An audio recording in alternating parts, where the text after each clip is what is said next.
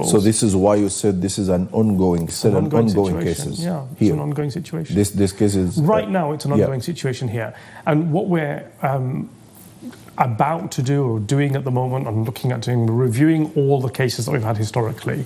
We thought that this anniversary would be a good opportunity to just refresh everything. And we are going to look at the cases that we did, very many cases. I mean, we've just talked about a couple, right? And we are going to refresh the evidence in those cases.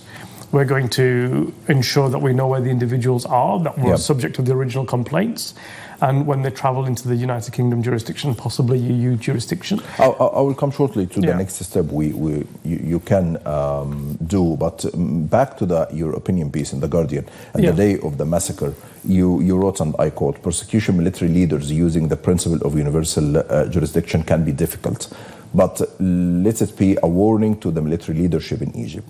As recently as in January, police officers from Britain's Specialist Metropolitan Police unit targeting suspected war criminals and human rights abusers arrested and charged Nepalese Colonel Kumar Lama for human rights abuses committed in Nepal.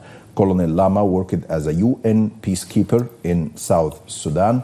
During his arrest, he was visiting the UK on Christmas. And also, this happened with Rwanda ex-spy chief Pascal Simbikangwa, who was arrested in France in 2008 and charged to 25 years in prison in 2014 over the 1994 genocide in Rwanda. So why was this not the case with Egyptian officials? Well, I mean, it's not been the case yet with Egyptian officials. I think that's the really important point here. You know, there's a saying, the wheels of justice turn slowly, right? And this is true. And you'll see in those cases that the criminal acts that they were accused of, particularly one, was quite a long time before any action was taken. And what I'd say to you and to the military personnel and the civilian personnel that are involved in these acts is that it's not over.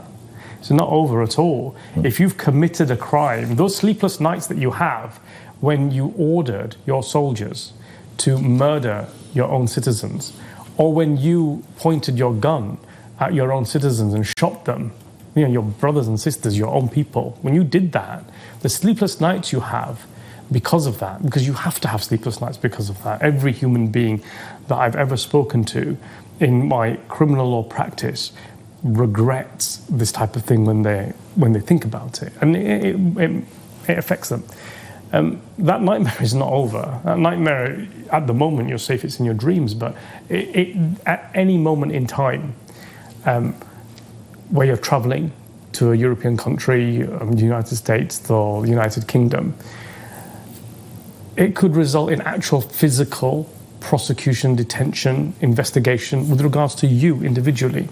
And what I find sometimes really interesting, a lot of the times, people wonder why there's a gap in this. So sometimes I get telephone calls from soldiers or from members of their families or politicians that say to me, look, I did this thing many years ago. I can't live with it anymore. I have to tell somebody about it. Right? And it's a way to get that sleep back again. You know, when you're having these nightmares, it's a way to purge yourself of your wrongdoing. Yeah. And so, you know, anybody involved in the massacre in Rabaa, in all those many years ago, they're not safe.